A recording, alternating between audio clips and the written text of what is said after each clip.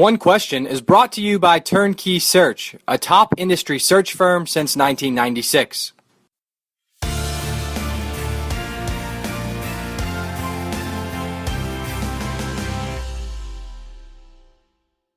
What is your viewpoint, Bill, on one thing we've been reading about quite a bit throughout the nation is such a focus on premium areas within new construction or renovations to facilities. Do you have any concern with how, let's just use the term the common fan, so a fan that might only come to a game or two, football or basketball throughout a given season, do you have any concern about how they are being engaged with and the cultivation of them long term because of a heightened focus on premium areas and facilities, or do you do that in a different way? Well, I approach it and my staff in that everybody's invited to the party, and we've got something for everyone. If they want to spend $50,000 a year for a premier suite in our facility, we've got that. If their budget and their family spending allows them maybe $100 per seat for 4 people, we've got that. And then I've always had a soft spot for the mom and dad who want to take their 3 kids are on a limited budget. We've got single game and season family plans. So I've always been careful that we don't price ourselves out of the market and that we have something available for everybody and that we want involvement. Then we make an annual appeal to move that up. Thank you for being a part of the Cougar Athletic Fund, for example, which is our annual fund at Washington State that supports our scholarships. We'd like you to consider increasing that and getting a fellow alum or friend of the university to get involved as well. A lot of these programs' problems would be solved by broadening the donor base, and we've done a nice job of that here at Washington State. We now have the largest donor base in the history of the program. My message to them when I got here 7 years ago was, you got to have some skin in the game. Wearing a Cougar ball cap and having a decal on the back of your SUV and maybe some license plates that recognize your support of the Alumni Association aren't helping us to get better in athletics. We need your involvement and have skin in the game, and that has really been very effective for us. So I guess in a nutshell, be all-inclusive, have opportunities for those who want to have a corporate box, suite, what have you, or premium seating, midfield, undercover. We just have something for everybody. I think that's extremely important. You know, you mentioned the regional offices, and I'm guessing even when you were at Oregon, you guys had regional offices there too. And I talked to Chris Walker. I mean, this podcast series has been around for quite a while now, and I talked to Chris some time ago about the management of regional offices. But as the AD, is that a difficult structure to wrap your hands around at times because you've got people spread throughout the state, or is it just very commonplace and second nature for you guys at this point? Well, you're right. We had it going at Oregon with regional offices in Portland, of course, the major market, roughly 2 hours away by freeway.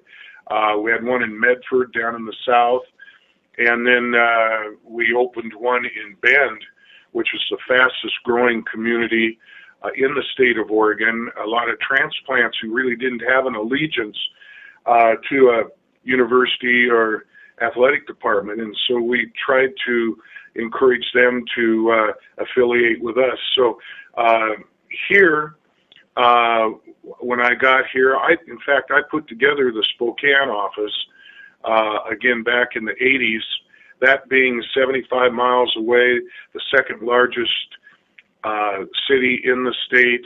Our presence up there we felt was extremely important.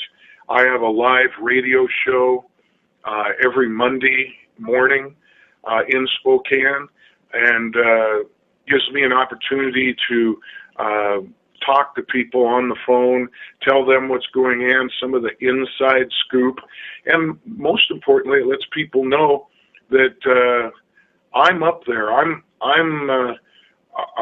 not just going to ask for our Spokane alumni and friends to be down here to our various events.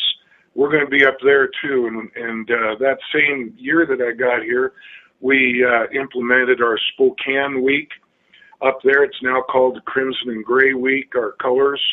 And we play our spring football game at a local stadium there. We've drawn as many as 12,000 people for that.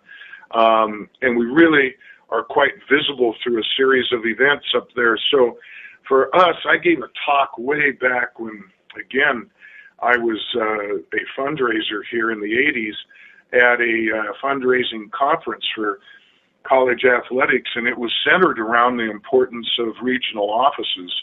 And it certainly has been tremendous value to us. Also, the events, the luncheons, the golf tournaments, all those things can be run by those people. And then it is important, Matt, to make sure that the communication lines are good, that call reports are made, that our chief fundraiser down here, who is an associate athletic director, knows, can keep track of things, cultivation. I've always felt that people give to people, and my folks are taught to first of all prospect a potential donor, then cultivate he or she, and then determine who's best to make an ask, especially on a major gift. And someone may have a keen interest in women's basketball. We've raised a lot of money for baseball here, primarily through former players and the legacy and tradition that we have in baseball at Washington State. So it's important that nobody cares who gets the credit, just so long as the right person is making the ask, and that's been quite good for us. You know, this would be an interesting study, and I'm going to use Greg Byrne as the example because I know Greg worked in a regional office for you very early in his career in this business. But gave him his first job. Yeah, there we go. Gave him his first job. I'd be curious from a statistical standpoint if fundraisers who spent time in regional offices are any more or less likely to advance in our industry. And really the question that follows that up is what advice or what nuggets would you give to somebody who's working in a regional office about still excelling? Because I do think there's maybe a little bit of fear of out of sight, out of mind when you're not on campus and not near the core of the athletic department, and you're not in the backyard of your teams and your coaches, and there's some challenges that come with that. So what advice would you give to those who are working in regional offices and not on campus? Well, that's a good question. And I will say this, I've got 4 Division I athletic directors that I had the good pleasure of mentoring. 3 of those 4 got their start as regional fundraisers. I've got another one with me right now who is one of my 2 deputies who's ready and has been for a long time for a shot at the big chair, and he got his start in the regional offices. And I think it's, again, I've always felt it was important to advance my people in my operation. And so once they prove themselves in the ones that I've talked about in the regional offices, then I was ready to bring them to the actual campus and move them up the chain. And I would be willing to bet that each one of them, if asked, and we do have Greg Byrne at Alabama, Dave Hickey now at Arizona, and Jim Bartko at Fresno State, I bet that they would respond to that question saying that was invaluable experience to get started, to create relationships that carried over, and to feel a sense of accomplishment in a region before they get to the campus and the responsibilities grow. And that's today's One Question, brought to you by Turnkey Search, a top industry search firm since 1996. One Question is designed to give D1 Ticker subscribers valuable insights on how executive leaders in college athletics think about key issues on their respective campuses, in their departments, or within their leagues and conferences. One Question is brought to you by Turnkey Search, a top industry search firm since 1996.